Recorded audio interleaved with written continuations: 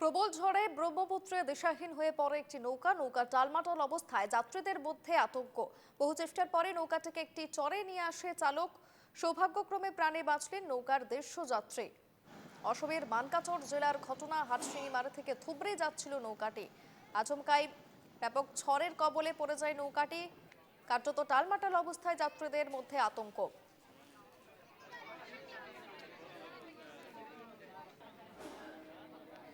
প্রতিনিধি কবির মন্ডল রয়েছে আমার সঙ্গে ফোন লাইনে। কবির, একবারে প্রবল ঝড়ে নৌকার টালমাটাল পরিস্থিতি, 150 জন যাত্রী ছিলেন সেখানে, কি আপডেট?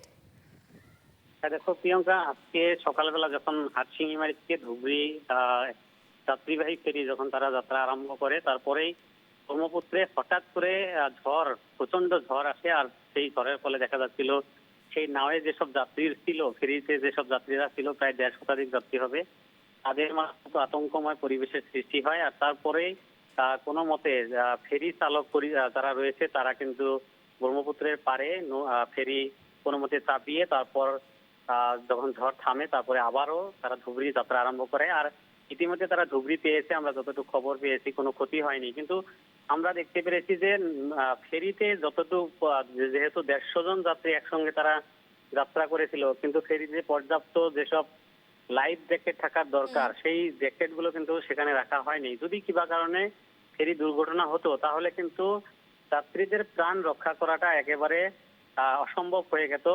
আমরা এর আগেও দেখেছি ব্রহ্মপুত্রে মাঝে মাঝে এইভাবে প্রচন্ড যখন ঝড় আসে বা বিভিন্ন ধরনের ঘটনা হয়, তারপরেও কিন্তু এখন পর্যন্ত দেখা যাচ্ছে যে এই যে জল পরিবহন বিভাগ রয়েছে তাদের পক্ষ থেকে ফেরিগুলো যেসব পর্যবেক্ষণ করার প্রয়োজন সেই ব্যবস্থাগুলো কিন্তু তারা করে না, যার জন্য এইভাবে যাত্রীরা, নদীর যাত্রী যারা রয়েছে তারা কিন্তু নিরাপদ নয়। তাদের যে যাত্রা, নদী যাত্রা, সেই যাত্রা নিরাপদ নয়।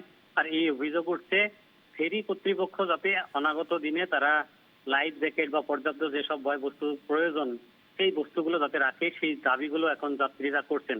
আর আজকে যেহেতু ভাগ্যক্রমে তারা ইতিমধ্যে ধুবড়ি পৌঁছে গিয়েছে, আজ অনাগত দিনে যাতে এই ধরনের ঘটনা আর না হয় সেই বিষয়ে যাতে ফেরি চালক বা কর্তৃপক্ষ যাতে সজাগ থাকে, সেই বিষয়টা এখন স্থানীয় বা যাত্রীরা তারা দাবি তুলছেন। প্রিয়ঙ্কা, বেশ, ধন্যবাদ।